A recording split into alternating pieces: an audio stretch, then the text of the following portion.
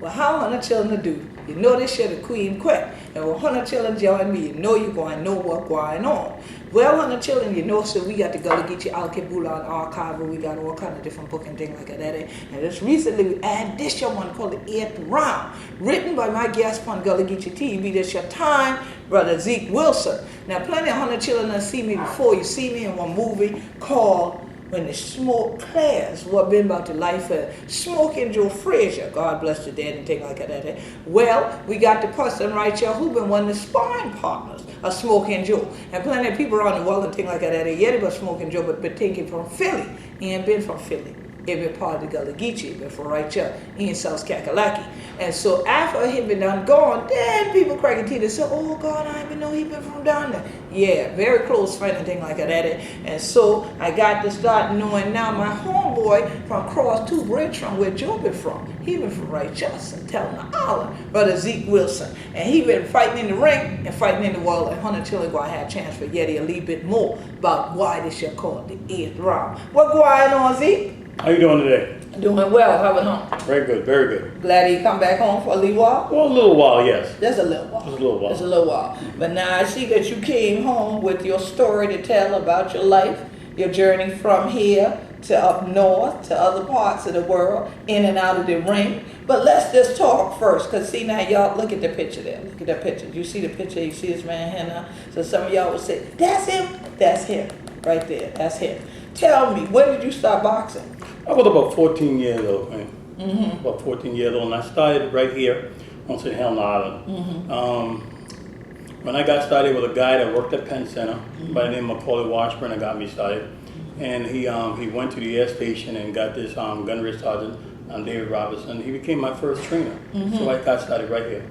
So now it's interesting because when I first asked you about the whole story of you boxing, you mentioned that in terms of training, you had to train at home. You made your own things for you to train with. It wasn't like when that gunnery sergeant showed up or anybody showed up, they brought you a bunch of brand new boxing equipment. There was nothing named Everlast on it. So what did you use to train with? Well, what I did, I grabbed an old pair of pants, first of all, that I had outgrown, fill it with sand, and hang it from a post, and I continued to punch in that sand.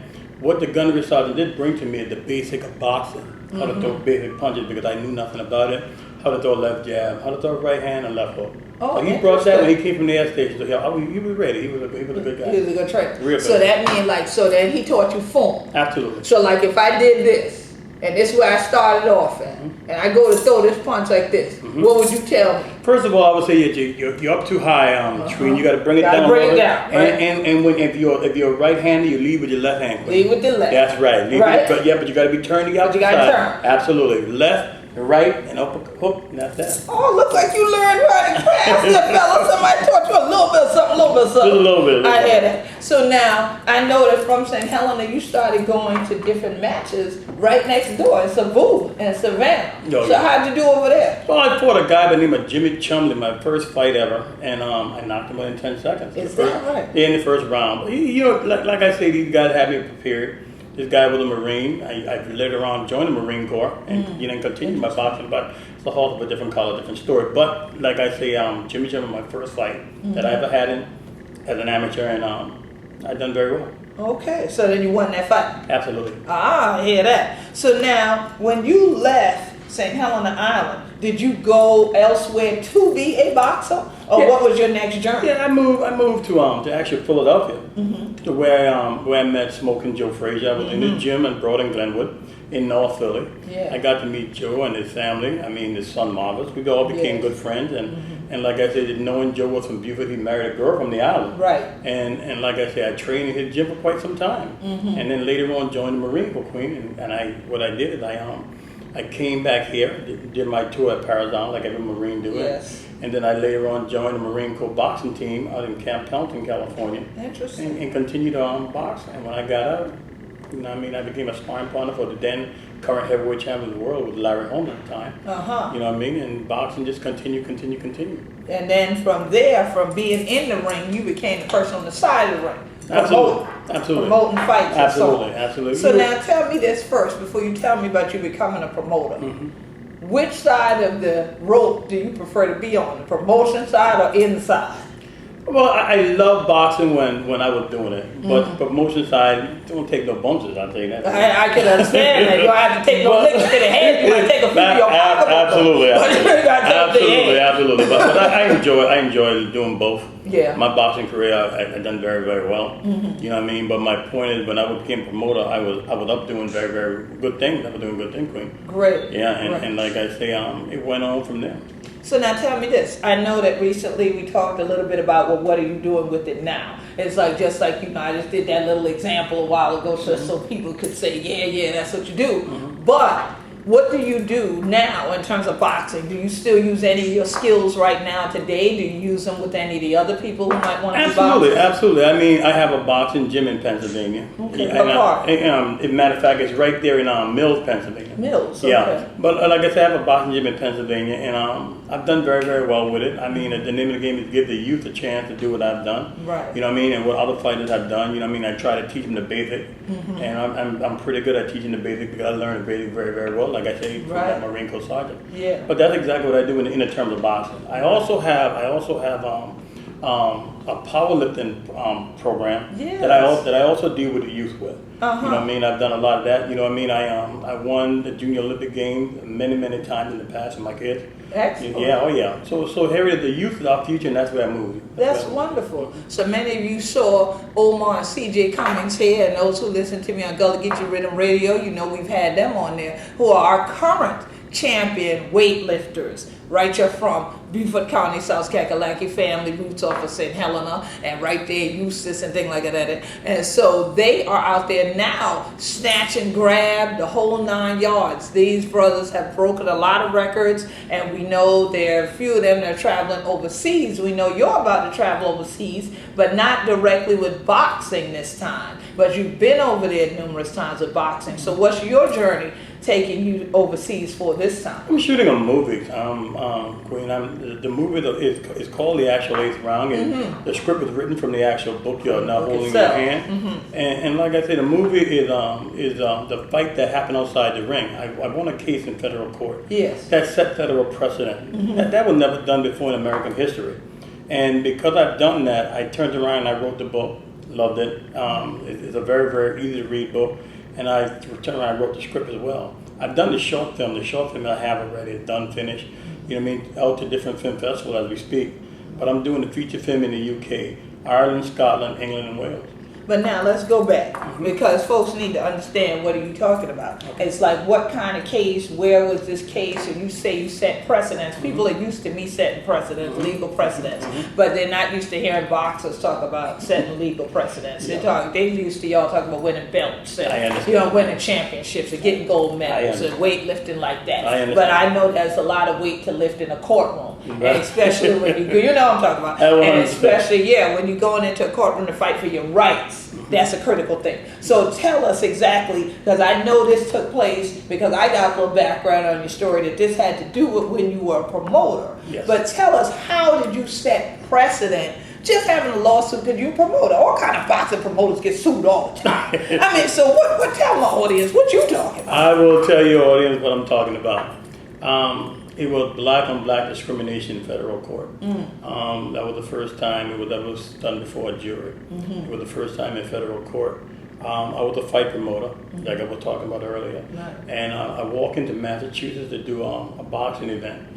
And they had brought the state law, and the state law said that in order to have a boxing event, you got to come up with a $5,000 bond. Yes. But Don King came in just before I did. I know who that is. Only in America. Don King came in just before I did, and he was actually paid what the state law required. Every promoter, just not him, but he was one of them. And then later on, I came in right after him, and he asked me to pay $10,000. And white promoters have came in behind me and didn't have to pay anything. So I questioned it. I argued with it, and the commissioner was backed by the state. The state identified the commissioner, so the state also represented the commissioner. And I was acting pro se because no attorney wanted to touch the case. So I did my own deposition. I actually did my own summary judgment motion. And when I got in front of the judge, it was a week, not even a week before the jury was picked, I found myself a lawyer, and the lawyer took it to a trial. But the case itself, being that it was black on black discrimination in federal court, it's that federal precedent. But then when you won both against a black person and a white person. Absolutely. The gentleman won. That's right, because the black person was, he was the chairman of the commissioner. Got it. He was in charge of me doing or not doing. Right. He was in charge of me paying or not paying. Or not paying. So like I say, it was against him, and the guy that it was against, his name was Wilbur J. McClure, and he won a gold medal the same year Cassius Marcellus Clay, who best known as Muhammad Ali, won a gold medal in 1960 in Rome, Italy. Yes. So it was him that I was up against. Okay. Yes. And so you knew how to fight regardless of where you were. Absolutely. I mean, I was born in the South. I know that's right. You were born right here. And I learned to fight. I know that's right. All up in these your dark road. Okay. Even without their pants. Absolutely. You stuff yourself in them and fight. I know that's right. And so definitely it's a blessing to know this story and to know that this has gone on. It's sad that such a case had to happen, but at least you were able to stick it out and stick it through. Because I know a lot of y'all are out there thinking right now, oh, I got issues going on, oh, it's family property issue, oh, it's some other kind of issue, and you want to give up on your case. But as you heard him say the word pro se. Pro se means that you are representing yourself, okay? Not pro bono, which is for free, okay? So now they often say the lawyer that have himself as a client is a fool. But you heard the man wasn't fooled. The man did all of that paperwork, that legwork up front, and then got the attorney that would step in the ring for him in the courtroom. Okay? Absolutely. And so that's how you have to do it. And so a lot of times we sit around and we lose cases simply because we give up. You lose before you even get to the courtroom. If your spirit is already defeated, tell me, if you got in the ring with your head hanging down, how good you think all of a sudden you have already lost. If you walk in and believing that you can't win, it's no sense of going in there. Right. And if I had walked in the courtroom believing that I was not able to pull this off, then it was no sense of me going in there. Exactly. You know what I mean? Perseverance, understanding, you know what I'm saying, and believing in yourself is what's going to take you over the threshold. Absolutely, absolutely. Obviously, you must have had that in your heart the whole time. 100%. Since you left home, because it seems like you're still pushing, you're still fighting. So that is a great thing. So now understand that you also are going to be here at St. Helena Branch Library. He's about a permanent fixture now anyway around here, y'all. If y'all coming through, you can probably see him in here most of the time. Somewhere stuck between the bookshelves next to his book, The Eighth Round.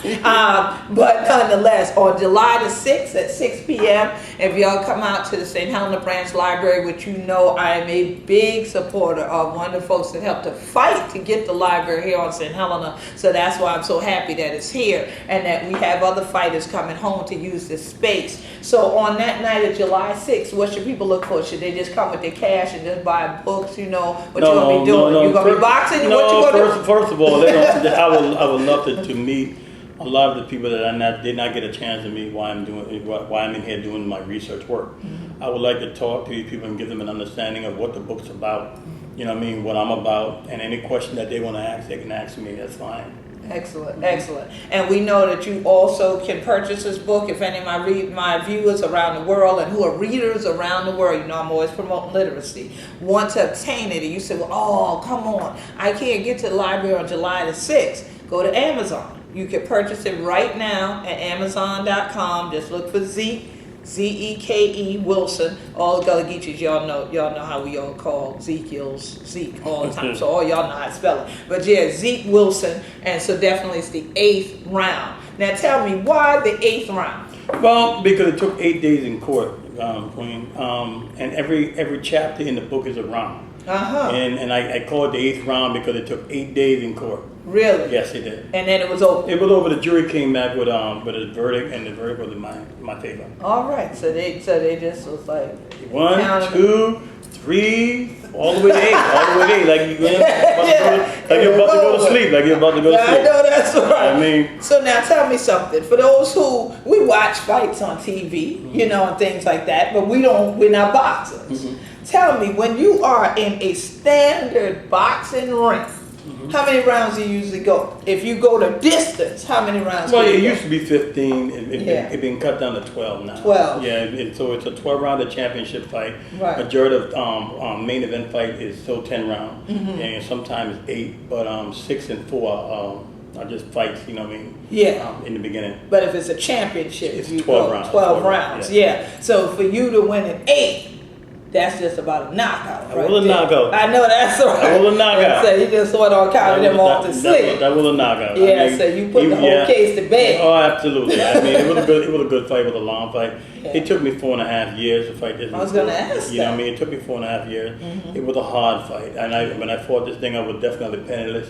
I had no money, so therefore I knowledged myself. I could grab the knowledge I needed to fight in court. Yeah. You know what I mean? So I mean, because no lawyer wanted to touch it because it had no precedent. Right. You know what I mean? So therefore and that was up against the state as well. Right. You know what I mean? So they felt that it wasn't no. They weren't gonna. That you couldn't come out on the winning side. Right. Yeah, but they weren't God though. They weren't God. God before us, who can be against us? Absolutely. So you still came out the victor. That's 100%. But now, just when you said that you were penniless, I know again I mentioned earlier the documentary Joe Frazier When the Smoke Clears, which was very, very powerful, but at the same time very, very painful. Because a lot of times what we see from boxers is we see the glory years, right? And we see the glory days. We're there hooping and hollering and screaming, betting and all that kind of thing on our person that we want to win. Absolutely. And I know as a promoter, you especially the person that definitely wants your man to win that's in the ring. Absolutely. But I know being an inside of the boxing, you have probably seen more pain of people leaving out of the ring and ending up penniless than I could ever imagine. Absolutely. What would you say, like when you are training these youngsters now at your gym and they want to be champions, what do you tell them about the economic aspects of going in the ring? Well, you know what it is. I think a lot of kids at the age they are, they understand it, number one, but I still put in my 2 cents. And my 2 cents is to make sure that you have something put away for a rainy day. Right. Because here it is, you take Joe Frazier. When Joe Frazier fought Ali in March the 8th of 1971, it was for $2.5 million. That was big money. That was huge money. That was huge money. Yeah. But you know what? That was back in 1971. Right. I mean, the economy have changed went up and down. Absolutely. Yeah. I mean, the cost of living have jumped, move, and jump, move. So therefore, the money that seemed so big to us then, it is so little to us now. You know what I'm saying? Because you have to go through life. Right. I love Joe. I think Joe was a great fighter. Joe showed me and taught me so many good things in the ring. But you know what it is though? As far as was he a good person to manage the money? I don't know. Right. I just believe that from talking and reading in the paper that he have lost a great deal, but what most fighters do. You know what I mean? Most fighters do, because you know what, you ain't gonna be making that big payday forever. Forever, right. And I think that's where the trap is. That's the hole. That a lot of them have fall to. Right. And so, they do, and you said it, put away something for a rainy day. That's something elders always taught us here on the island. Put away something for a rainy day. Don't count on an egg before he hatch. All those kind of things that were proverbial sayings that a lot of younger people don't get to hear anymore. Well, you know what it is though? I do count my eggs sometime before it hatches. You do? Yes, and the reason why, because you know what, if I don't plan, that means I plan to fail.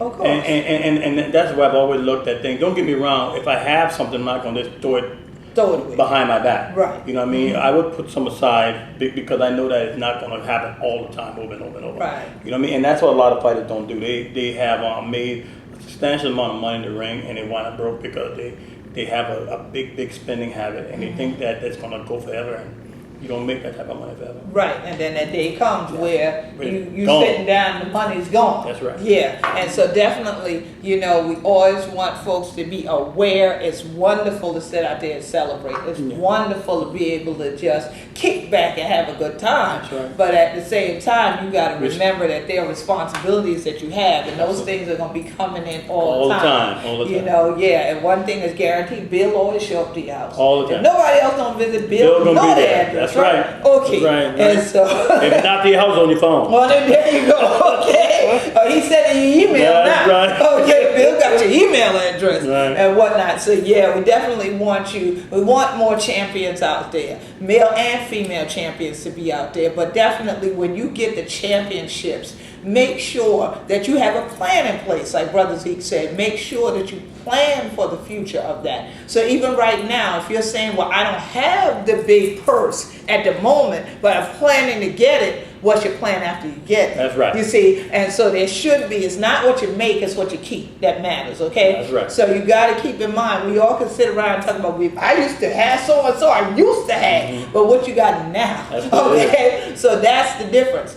So you want to plan for the future, but then what's the future plan? Once you get to where you say that first goal is, whatever round you in, we need to know what's going to be the outcome. You're going to knock them out and you're going to get knocked out. Okay? Because it's one or the other. All right? When you get out here in the ring of life, for real. So definitely, we want y'all to come and talk to a champion. We want you to come on and see Brother Zeke Wilson here at the St. Helena Branch Library on July the 6th at 6 p.m.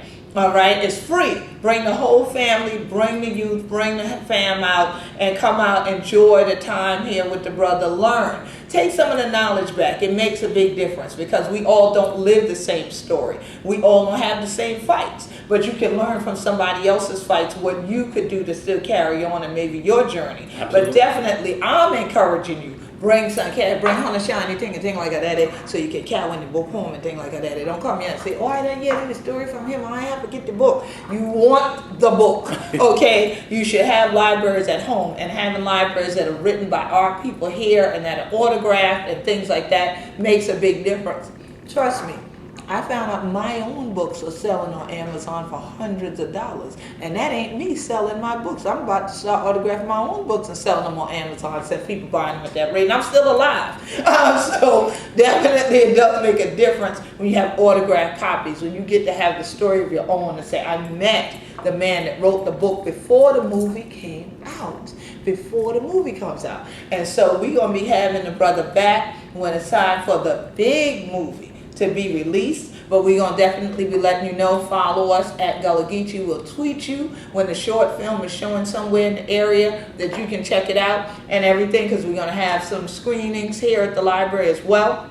Brother Zeke, what kind of words of advice just in the end overall, like do you have a personal motto or things you share with people?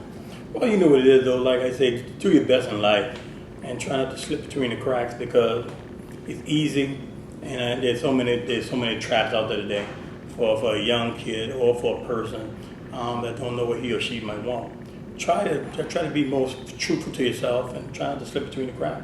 That's right.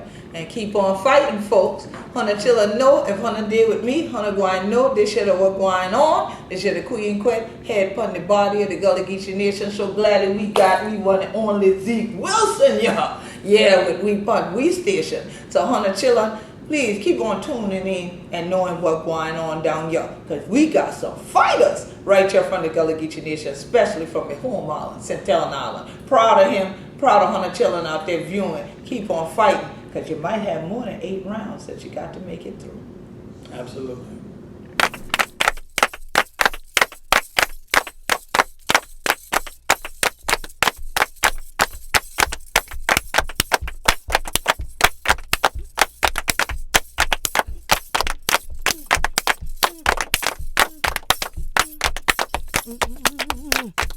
Mm-hmm.